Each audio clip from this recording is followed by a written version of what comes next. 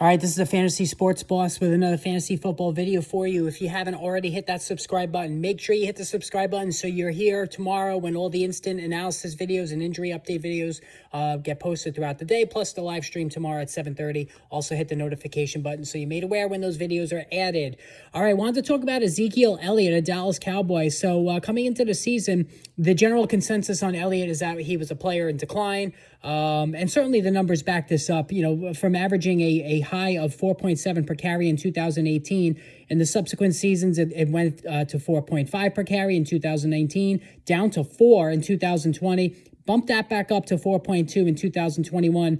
And so far this season, he's at 4.1. So, generally big-time backs are above 4.3 per carry. So Elliott hasn't been there in the last 3 seasons. And with Tony Pollard really showing, massive upside and acceleration and speed and big playability. There's been a lot of cries over the last couple of seasons to at least make it a 50-50 split, or maybe even give Pollard a slight nod in total touches here. But whether it's the contract or whether it's just loyalty to a long-time, very good player, won't call him great, very good player, Elliott has retained the lion's share of carries on the team. So, but in all honesty, when it comes to Elliott, he hasn't been that bad this season. And you can even make the case that overall, it's been a bit of a slight comeback season. He has seemed a little bit more speedy this year, a little bit more burst than we saw last year. Now, Elliott was dogged by injuries. He had a decent start to last season as well, and then he was dogged by injuries and really struggled the second half of the season and was on fumes, once late November and certainly December came around. But he has looked pretty solid. The last couple of games in particular, 22 carries for 78 yards against the Rams, and then against the Eagles, 13 for 81. That's 6.2 a pop and scored a touchdown. Certainly his best outing of the season came in that Eagles game.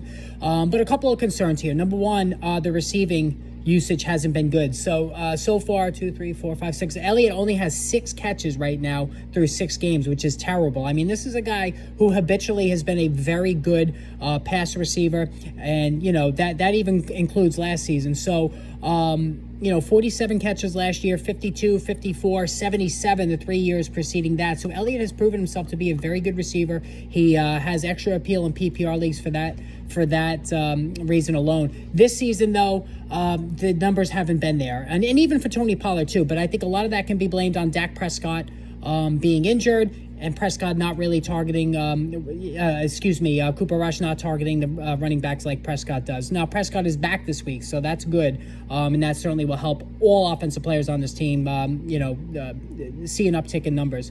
Certainly Dalton Schultz, CeeDee Lamb, all of the prime players there as well, in addition to the running backs. However, I do think right now Ezekiel Elliott is a sell high. Now, there may not be a robust market for him, but there has been a lot of running back injuries like usual, and coming off a good game against the Eagles and still retaining a lion's share of carries, maybe you could be able to unload Elliott for something a little bit more stable. I am concerned about him fading in November and December again. In fact, I think it's almost a guarantee given his age.